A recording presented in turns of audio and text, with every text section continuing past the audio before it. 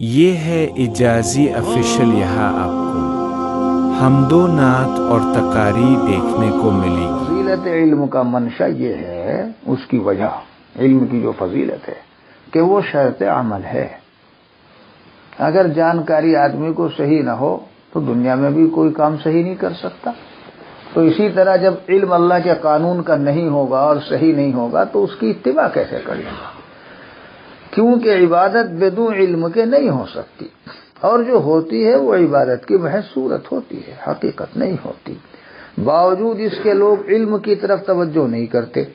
اگر کسی کو دین کی طرف توجہ کی توفیق ہوتی ہے تو وہ مسجد بنواتا ہے اور مسجد میں رقم لگاتا ہے، مدارس کی امداد نہیں کرتا۔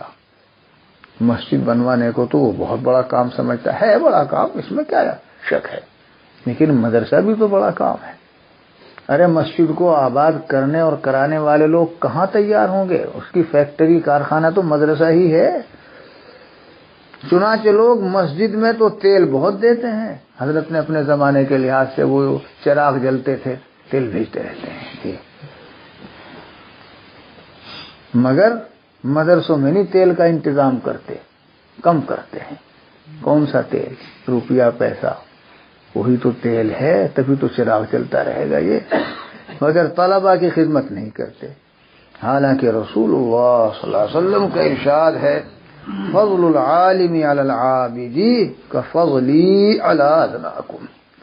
عالم کی برتری عبادت کرنے والے پر، عابد پر ایسی ہے، آقا فرما رہے ہیں حضور پاک صلی اللہ علیہ وسلم کہ جیسے میرا تفوق اور میری برتری تم میں سے ادنا شخص پر۔ حالانکہ آپ کا مقام تو اعلیٰ سے اعلیٰ امتی سے بھی بہت بڑا ہوا ہے، ادنا امتی سے کتنا بڑا ہوا ہوگا۔